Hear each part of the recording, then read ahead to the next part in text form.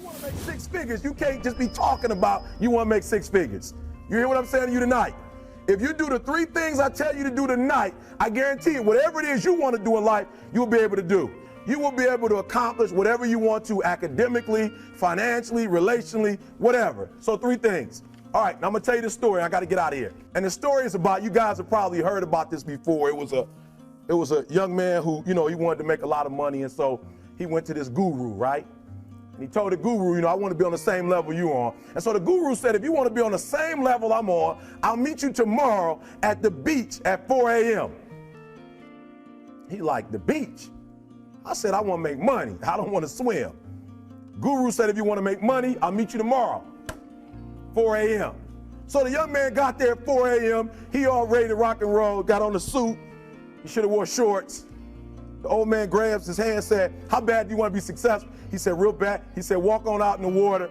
So he walks out into the water. Watch this. When he walks out into the water, it goes waist deep. So he like, this guy crazy. Adrian, he like, I want to make money. He got me out here swimming. I didn't ask to be a lifeguard. I want to make money. He got me in. So he said, come out a little further. Walked out a little further. Then he had it right around this area, the shoulder area. So this old man crazy. He making money, but he crazy. He said, come on out a little further. Came out a little further. It was right at his mouth. My man like, I'm about to go back in here. This guy is mine. So the old man said, I thought you said you wanted to be successful. He said, I do. He said, walk a little further. He came, dropped his head in, held him down, hold him down. My man getting scratching, holding him down. I got you. I know you brushed it out, but I got you. He had him held down. I need you for an illustration. He had him held down. Just before my man was about to pass out, he raised him up. He said, I got a question for you. Somebody answer the question for me. He said, when you were underwater, what did you want to do? Lee, I'm looking for a different word though than lip. What's that word? He said, I wanted to breathe. He told the guy, he said, when you want to succeed as bad as you want to breathe, then you'll be successful. I don't know how many of y'all got asthma in here today, but if you ever had an asthma attack before, you short of breath, SOB, shortness of breath, you wheezing. The only thing you trying to do is get some air. You don't care about no basketball game. You don't care what's on TV. You don't care about nobody calling you. You don't care about a party. The only thing you care about when you're trying to breathe is to get some fresh air. That's it. And when you get to the point where all you want to do is be successful as bad as you want to breathe, then you'll be successful. And I'm here to tell you, number one, that most of you say you want to be successful, but you don't want it bad. You just kind of want it. You don't want it badder than you want to party. You don't want it as much as you want to be cool. Most of you don't want success as much as you want to sleep. What I'd like for you to do right now, I want you to think about your dream, because I'm in a room full of dreamers. Think about your dream right now. I want you to think about it and envision it. Now, ladies and gentlemen, let me share something with you. I do not believe that any of us have dreams that were not given to us for the purpose of accomplishing those particular dreams. And I want to share something with you that has changed my life. I started out, as was indicated by Jack, it's very humble beginnings. I don't know what that dream is that you have. I don't care how far-fetched it might appear to be. I don't care how disappointing it might have been as you've been working toward that dream. But here's what I know, that dream that you're holding in your mind, that it's possible. Let's say that together, please. Say, it's possible. See, sometimes we can't say, I can do that. But what we can say, that it's possible that I can have my dream. As we run toward it, as we work on it day in and day out. No one, ladies and gentlemen, could have convinced me when I started out just over 6 years ago working on my dream. And I want you to think about whatever your dream is, because I was willing to take a chance. And most people won't do that. Most of the people that you talk to try and bring them into the business, these are not risk takers. Most people have done all that they're ever going to do. They raise a family, they earn a living, and then they die. But people who are running toward their dreams, life has a special kind of meaning. And here's what I will share with you, that in the process of working on your dreams, you are going to incur a lot of disappointment, a lot of failure, a lot of pain, a lot of setbacks, a lot of defeats. But in the process of doing that, you will discover some things about yourself that you don't know right now. What you will realize is that you have greatness within you. What you'll realize is that you're more powerful than you can ever begin to imagine. What you will realize is that you're greater than your circumstances, that you don't have to go through life being a victim. As Jack indicated, I was born in Miami, Florida, in an area called Liberty City, in an abandoned building on a hard linoleum floor with my twin brother. We were 6 weeks of age. We were adopted. When I was in 5th grade, I was identified as EMR, labeled educable, mentally retarded.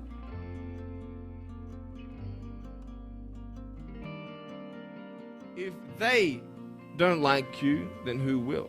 If they don't accept you, then who will? And the fear that we have is that we're going to be alone, that we're not good enough. And, we have to change ourselves. And, so many people put me down and say, Nick, you look too weird and no one's really your friend and you can't do this and you can't do that. And I couldn't change anything. It's not like just fixing my hair one day and everything's fine. It's not like, just whatever. I couldn't change my circumstance.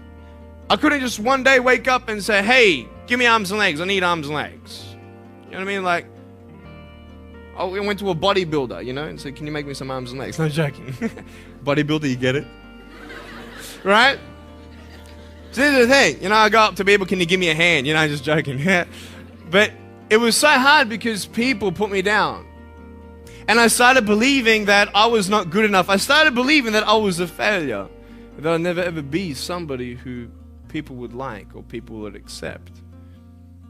And it was so hard, man. I thought to myself, I can't go on the soccer field like everybody else, and I can't ride my bike, and I can't skateboard, and all these sort of things. And I started getting depressed.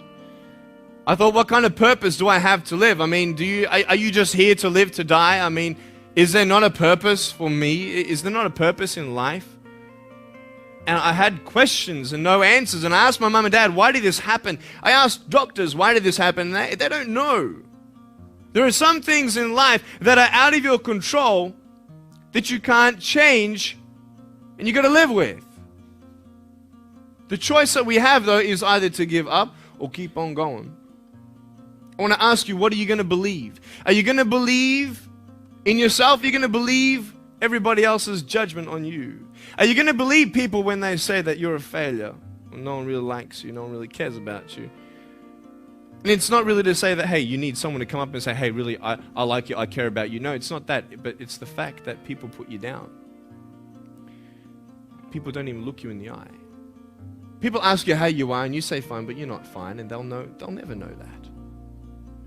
I tell you, life is interesting. Life's a journey. See this phone here? Let's say that I want to go to the phone, right? And I start from over here.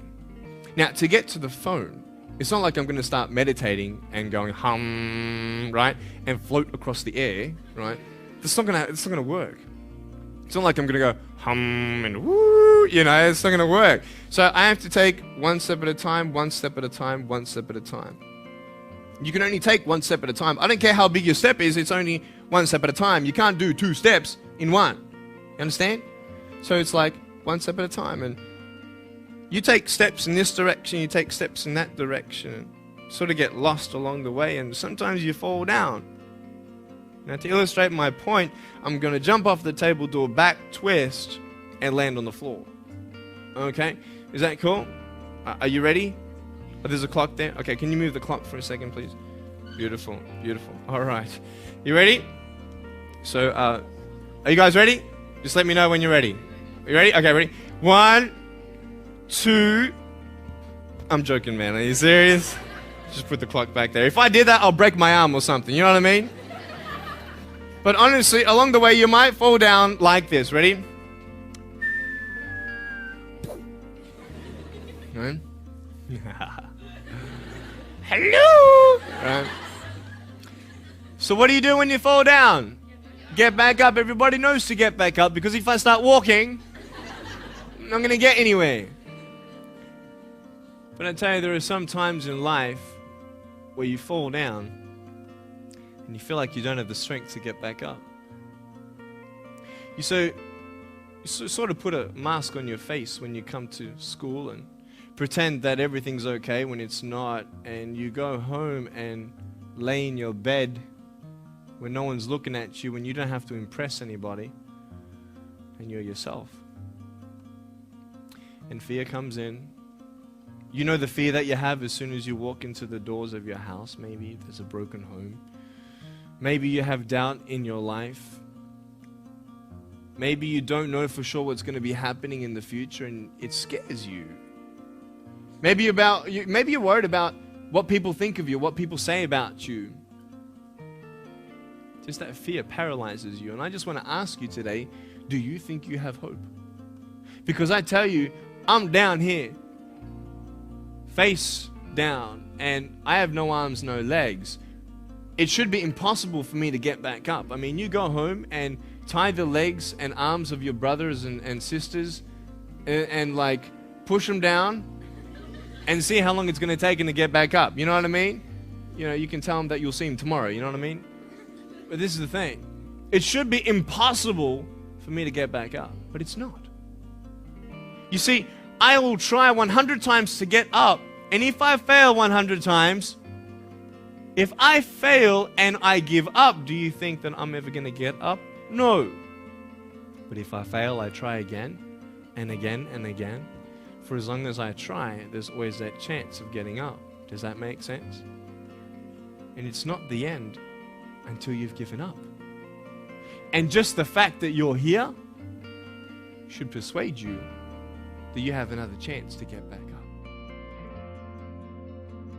A number of years ago, Laurie Majors, my executive assistant, got a phone call from a lady in Birmingham, Alabama. At the end of the conversation, she said, Zig, she said, I believe this woman thinks she's got an impossible problem, but I believe you can solve that problem with her in just a few minutes if you will spend that time with her.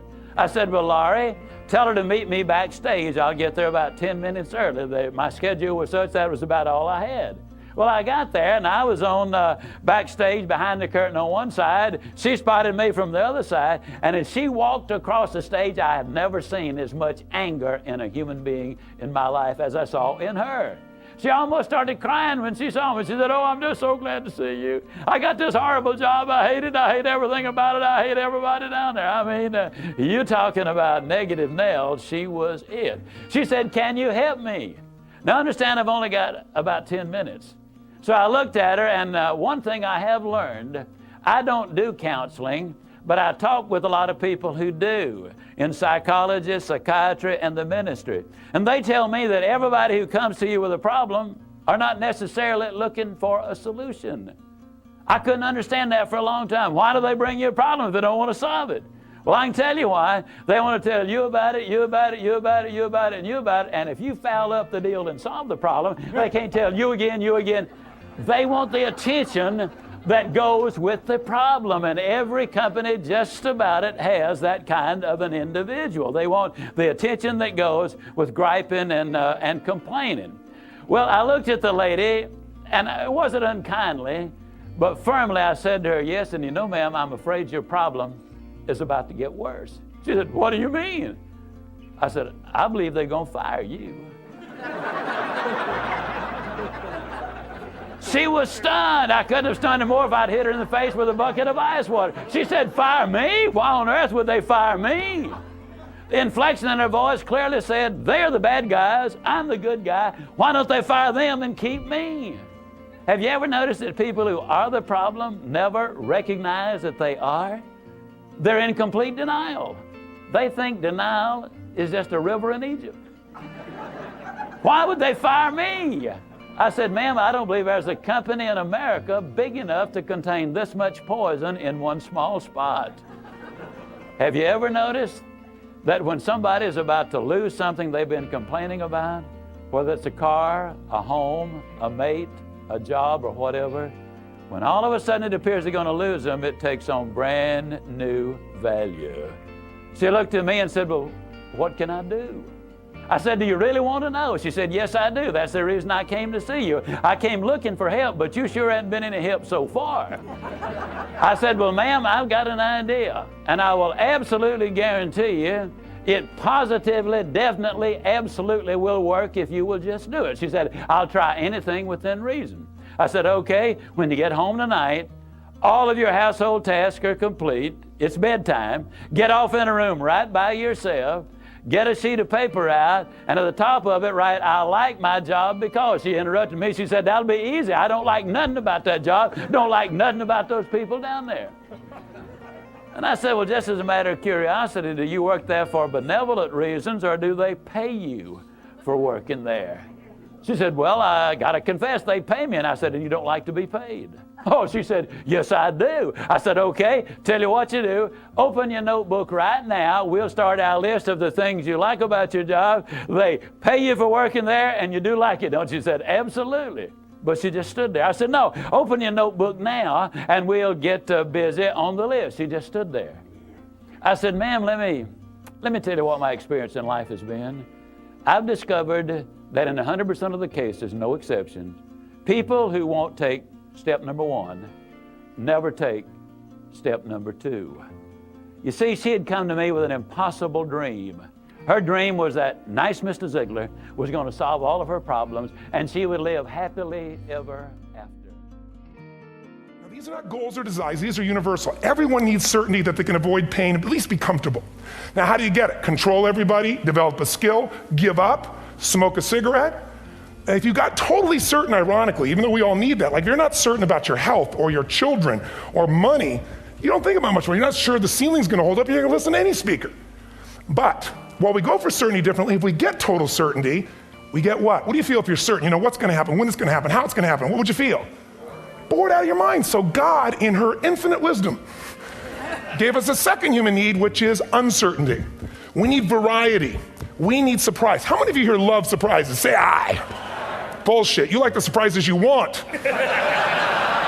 The ones you don't want, you call problems, but you need them.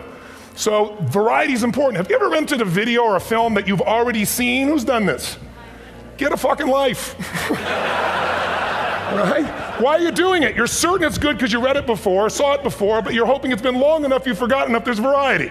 Third human need, critical, significance. We all need to feel important, special, unique. You can get it by making more money. You can do it by being more spiritual. You can do it by getting yourself in a situation where you put more tattoos and earrings in places humans don't want to know.